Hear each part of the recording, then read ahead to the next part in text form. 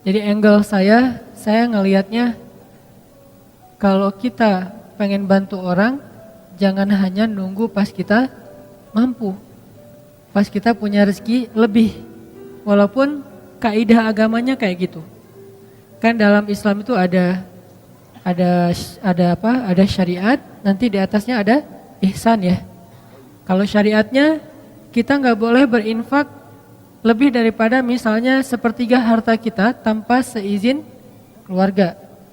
Tapi Abu Bakar berinfak seluruh hartanya. Umar berinfak setengah hartanya. Kok melebihi standar syariat?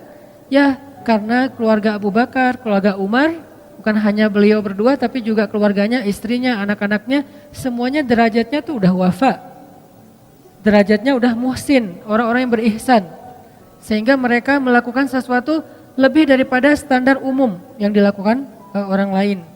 Nah, saya ngelihat ternyata menurut saya tuh kalau kita pengen bantu orang, jangan nunggu punya kemampuan.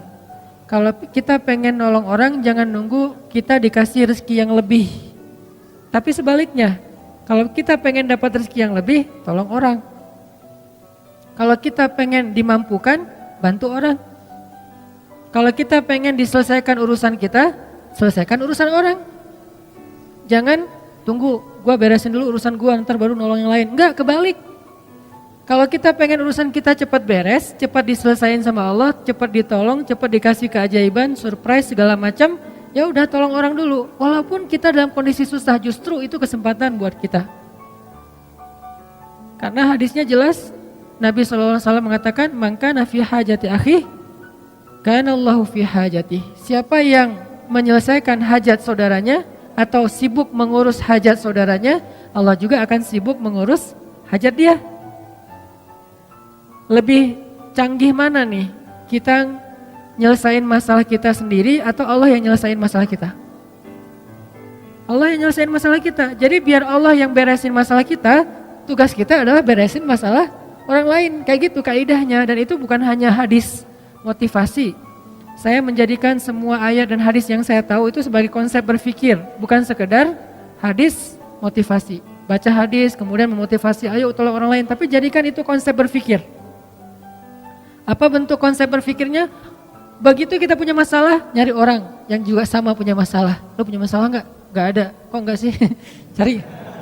Lo punya masalah enggak? Siapa yang punya masalah tolong DM saya. Siapa yang punya masalah tolong WA saya. Siapa yang punya masalah tolong japri saya. Akhirnya berudul banyak banget kan yang datang. Saya punya masalah, pilih salah satunya yang kita mampu. Kadang-kadang yang kita tolong itu bukan yang paling darurat, bukan yang paling besar, bukan yang paling sulit, tapi yang paling mungkin kita lakukan. Ini hal yang wajar, jadi kita nggak boleh juga menjudge orang lain, lo kerjaannya bantu yang kecil-kecil, yang receh-receh. Ya siapa tahu dia yang receh tapi ikhlas, dan kita yang mungkin istimewa banget nggak sanggup jaga keikhlasan kita kan. Kayak cerita bab ikhlas kemarin, ada 2 orang beramal, yang satu sholatnya standar, yaitu sholat wajib doang. Yang satu lagi plus qobliyah, ba'diyah, duha, tahajud. Mana lebih baik? Yang plus dong, wajib plus sunnah, lebih baik yang plus. Tapi kadang-kadang yang plus ini ujian keikhlasan, ujian rianya juga lumayan luar biasa. Kalau yang standar apa yang mau diriain? Kayak hafalan Al-Quran, yang satu hafal trikul. Yang satu lagi hafalnya Al-Baqarah, Ali Imran, An-Nisa, Al-Maidah, wah setengah Al-Quran, 15 juz. Mana yang lebih utama? Pastinya yang lebih banyak hafalan. Tapi paling banyak hafalan justru ujian riyanya lebih berat, lebih besar. Kalau dia baca Quran di dalam sholat, pasti dia akan diuji oleh setan, yuwaswis. Mereka pasti gak bisa ngeralat kalau lu salah, jadi tenang aja. Karena suratnya di tengah-tengah gitu, dia baca ayat yang saya juga gak terlalu hafal lah, pokoknya di tengah-tengah Quran gitu ya. Contoh yang mungkin yang paling saya sering ulang tuh kayak surat favorit saya, surat Maryam. Wadhkur fil kitabi Maryam idzin tabadat min ahliha. Di belakang tetap diam. Idzin tabadat min ahliha. diam aja di belakang. Kenapa? Nggak hafal, sama nih. Kan agak-agak yuwas-wis tuh kan bener. Susah emang surat itu, yang lain nggak pada hafal, jadi biasa aja kali gitu.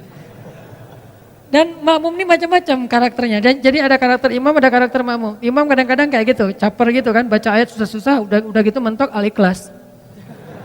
Idza tabadat min ahli qul huwallahu ahad. Imam. Makmum ada juga yang unik. Uniknya apa? Giliran ayatnya dia nggak hafal, diam. Giliran ayatnya yang semua hafal, semuanya benerin. Ayatnya misalnya standar lah ya. Amma yatasaalun 'anin naba'il 'azim. Serentak satu masjid. Alladzihum fi mukhtalifun. Wah, serentak semuanya. Kenapa nggak serahin aja di depan? Kan udah ada imam pengganti di belakang teh. Di belakangnya imam. Kenapa nggak dia aja yang benerin? Kenapa semuanya serentak satu shaf pertama hufaz semua itu, hafiz. Kebenaran suratnya populer. Kalau giliran suratnya sulit, semuanya diam. Kenapa? Takut riya. Kenapa makmum pada diam? Takut riya, Ustadz. Jadi masing-masing punya karakter. Artinya jangan remehin. La tahqiranna minal ma'rufi syai'a. Janganlah kalian meremehkan kebaikan sekecil apapun. Kadang ada teman kita kebaikannya itu sepele, cuman rapihin sendal doang depan masjid. Cuman meriksa keran doang yang kalau nggak terlalu rapet ngenutupnya dia rapetin. Tapi amal yang dia lakuin itu karena diremehin orang jadi nggak ada peluang riya. Sedangkan kita amal yang kita lakuin karena berpotensi dipuji oleh orang lain berpotensi juga buat riya. Makanya buat saya sih udah lakuin aja apa yang kita mampu. Tolong orang semampu kita. Kalau mau lebih sedikit gambling karena kita yakin sama Allah ya udah lakukan yang lebih berat daripada yang kita mampu. Sesekali coba kayak gitu. Kalau buat saya tuh kayak akidah challenge. Kan sekarang orang challenge-nya macam-macam ya. Ada yang kalau yang di YouTube ada yang ngeprank temennya lah. Apalagi yang terbaru keluar dari mobil terus joget-joget gitu. Gak ngerti juga maksudnya apa gitu. Ya terserah deh itu mah ekspresi orang lah ya. Saya gak mau menjudge, yang jelas ternyata dalam Islam juga ada challenge-challenge yang keren gitu. Akidah challenge itu kayak gimana? Gambling. Dalam arti kita mengambil resiko, kita mengambil sesuatu yang menurut kita agak sulit, tapi kita berserah diri kepada Allah, itu kan keren ya. Salah satunya apa? Akidah challenge. Meninggalkan satu pekerjaan yang kita yakin itu enggak halal, lalu kita mencari pekerjaan yang lain yang halal tapi enggak yakin nemu apa enggak. Ini kan agak bertaruh kan? Nah, disinilah ada iman atau akidah challenge-nya. Dan dengan akidah challenge, akhirnya kita akan menemukan kebesaran Allah. Siapa yang pernah nerapin akidah challenge dalam hidupnya? Ibunya Nabi Musa. Ketika Allah mengatakan kepada ibunya, "Idz auhayna ila ummika ma yuha, an qadhifihi fit tabut, faqdhifihi fil yammi, falyulqihil yammu bil sahil, ya'khudhu aduwwul li wa aduwwullah." Itu berat banget loh. Ketika Allah berfirman kepada ibu Musa, "Hanyutkanlah bayimu ke sungai Nil." Supaya apa? Supaya dia nanti kemudian akan ditemukan oleh musuhku dan musuhnya. Kan berat nih. Ya Allah disuruh hanyutkan, malah bukan diselamatkan, malah ditemukan oleh musuhnya. Ini akidah challenge, ini iman challenge banget buat ibunya Musa. Dan kata Allah, la takhafi, jangan takut. Inna radduhu ilaiki wa ja'iluhu minal mursalin. Kami pasti akan kembalikan dia kepadamu. Akhirnya dihanyutkan oleh ibu Musa. Lalu Allah Subhanahu wa taala singkat cerita mengundang kembali ibu Musa ke istana untuk menyusui bayinya yang sedang kehausan di istana. Akhirnya kembalilah bertemu antara Musa dengan ibundanya, bahkan dengan keluarga besarnya. Ini namanya akidah challenge menurut saya nih. Atau Musa juga pernah akidah challenge kayak gitu ketika Allah bertanya dan Allah Maha tahu jawabannya. Wa ma tilka biyaminika ya Musa? Apa yang di tangan kananmu wahai Musa? Kenapa Allah nanya? Padahal Allah tahu jawabannya. Tidak semua pertanyaan di dalam Al-Quran artinya karena nggak tahu. Ada pertanyaan karena nggak tahu, ada pertanyaan karena nguji, ada pertanyaan karena ingin menegaskan berita. Dan ini pertanyaan Allah ingin menegaskan berita bahwa itu tongkat, bukan ular. Sehingga Allah nanya, "Wa ma tilka biyaminika ya Musa?" Apa yang di tangan kananmu Musa? Musa yang ngomong, Musa yang bicara. Qala hiya 'ashaya atawakka'u 'alaiha wa ahushu biha 'ala ghanami wa liya fiha ma'aribu ukhra. Ini adalah tongkat ya Allah. Siapa yang ngomong? Musa. Artinya itu benar-benar tongkat, bukan doktrin. Allah enggak mengatakan Musa itu tongkat ya. Ya Allah enggak. Allah nanya, apa itu Musa? Kata Musa tongkat. Berarti kamu yang bilang tongkat ya, bukan aku gitu, bukan Allah. Akhirnya aku pakai untuk hiking. Atawakka'u 'alaiha. Untuk apa itu? Untuk naik gunung. Apa istilah kita? Ya mudah-mudahan tidak ada yang mempermasalahkan. Hiking. Karena itu memang benar kayak gitu kan? Untuk hiking, kalau di zaman kita kayak trekking gitu kan ya, istilah-istilah kita kan ya, untuk naik gunung pakai tongkat. Wa husyu biha 'ala ghanami. Saya pakai untuk menggembalakan ternak-ternak. Waliya fiha ma'aribu ukhra, dan beberapa fungsi yang lain lah.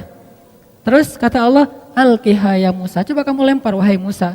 Fa'alqaha fa'idha hiya hayyatun tas'a.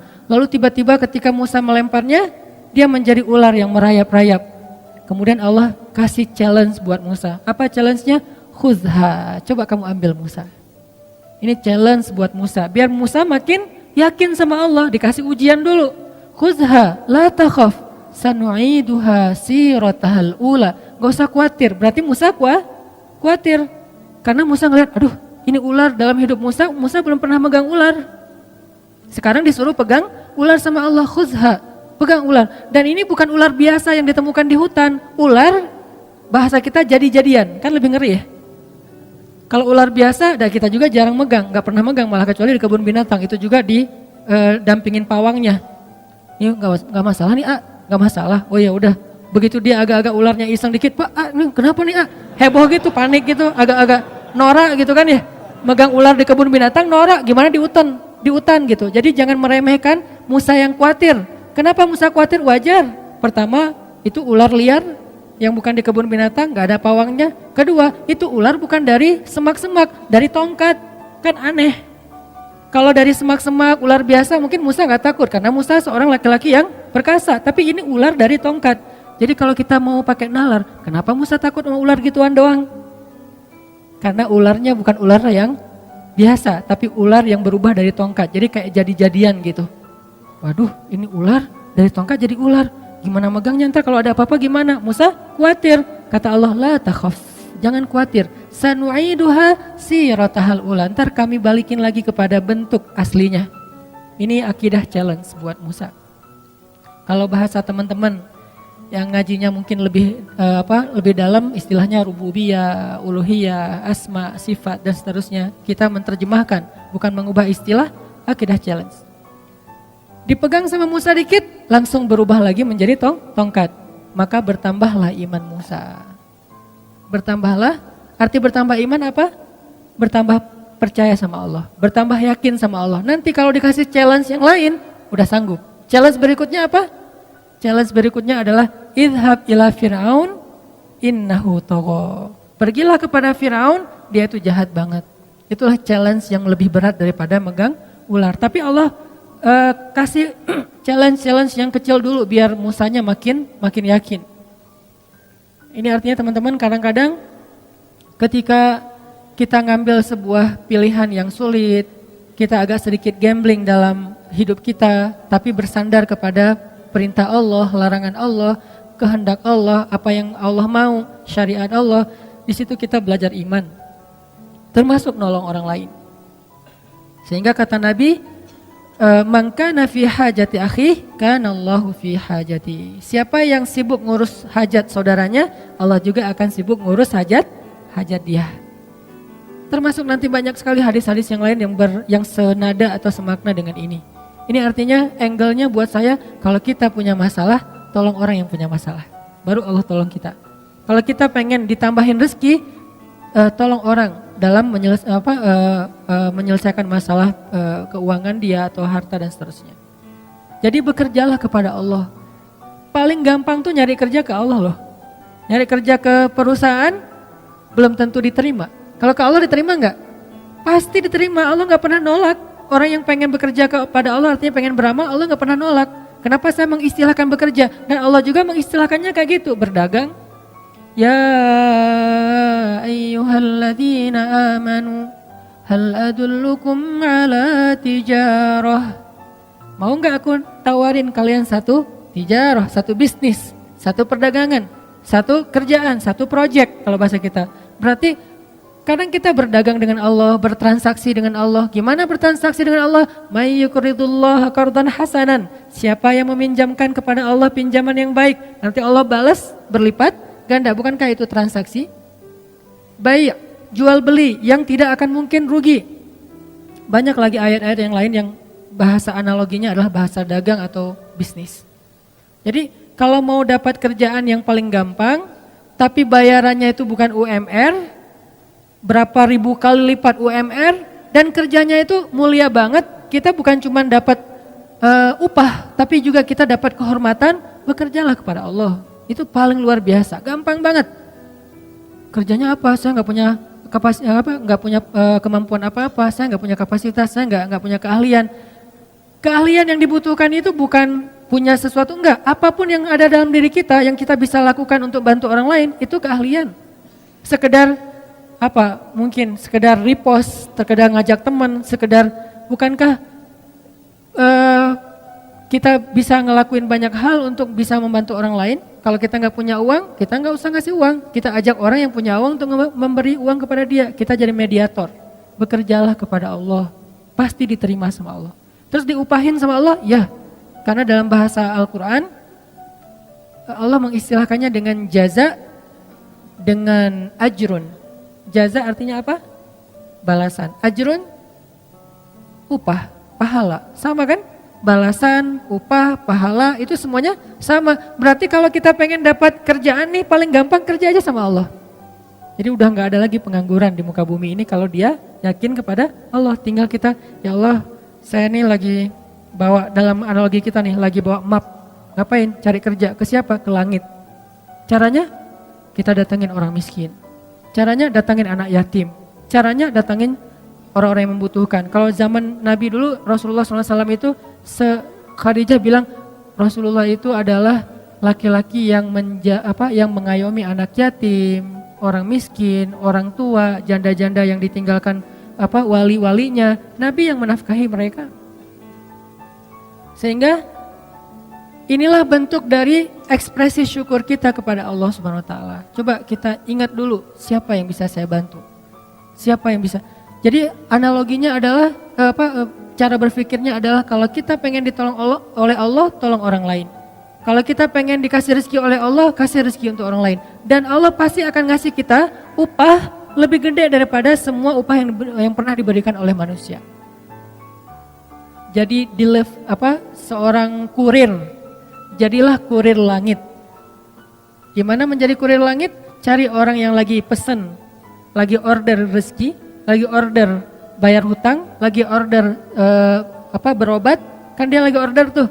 Cara ngordernya gimana? Ya angkat kedua tangannya. Ya Allah, saya punya banyak hutang. Ya Allah, anak saya sakit. Ya Allah, ya Allah, ya Allah. Mereka kan lagi order kebaikan kan ke langit. Nah, kadang-kadang Allah mengetuk kita untuk jadi kurir Allah. Kayak tadi misalnya saya lagi ngelihat gitu di history gitu, muncul karena ada muka saya di situ ya saya klik gitu ya. Kok ada muka saya di sini? Kayaknya banyak banget muka saya akhir-akhir ini gitu. Saya klik nih. Alhamdulillah gitu ya. Saya klik, apaan sih ini, kayak kepo gitu kan. Oh ternyata lagi ada perdebatan kecil tuh antara pro dan kontra. Saya baca komennya satu-satu kan. Di antara sekian banyak komen yang pro dan kontra, tiba-tiba ada satu komen yang agak-agak kurang nyambung sebetulnya. Ada yang komen, anak saya butuh uang untuk belajar, untuk beli buku diktat sekolah dan gak punya biaya. Kenapa tiba-tiba Allah takdirkan saya ngeklik itu, terus saya ngelihat komennya? Karena Allah lagi ngasih saya kesempatan jadi kurir kan gitu kan. Di antara sekian komen, ini aja yang saya fokus. Saya langsung DM orangnya, Pak, Bapak di mana? Ternyata di NTB, di Lombok. Bapak butuh apa? Saya hanya butuh biaya untuk buku anak saya. Masya Allah nih orang luar biasa ya, nggak mengatakan saya butuh uang sekian, nggak, hanya untuk biaya buku. Artinya saya misalnya kalau saya mau saya akan bayar ke sekolahnya, anaknya dapat buku, nggak akan saya kasih uang biar manfaatnya lebih jelas gitu.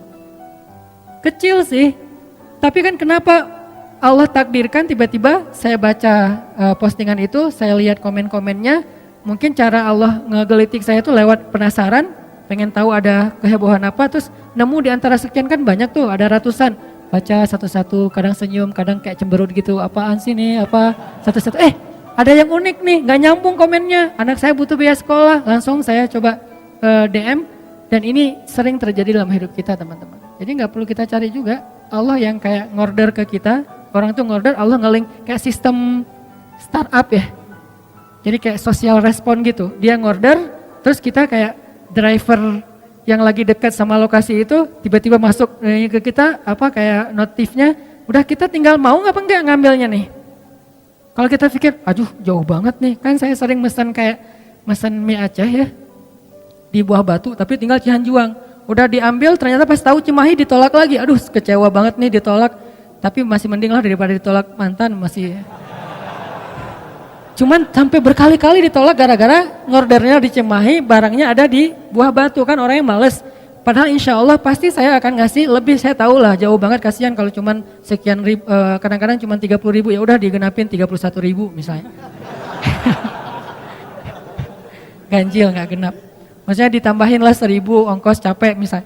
Nah ini kadang-kadang kita pikir aduh jauh banget, kita mau klik nggak sih? Allah nggak lagi ngirim nih, ada yang order, terus muncul notif di kita, ini analogi lewat digital startup kayak gitu, ada notif ke kita mau diambil nggak nih?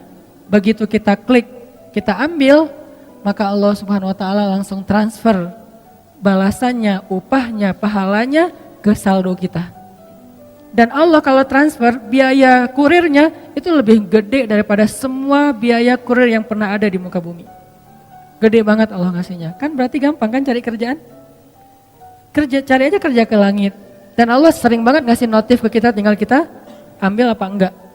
Nah ini artinya ternyata cara kita pengen kaya, pengen sukses, pengen bahagia, pengen ditolong tuh bukan nunggu beres urusan kita baru nolong orang lain. Tapi nolong orang lain supaya beres urusan kita.